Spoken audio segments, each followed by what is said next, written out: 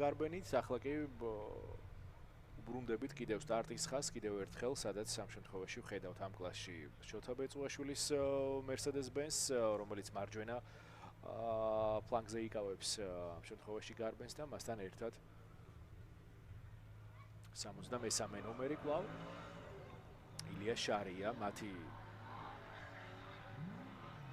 პირველი გარბენი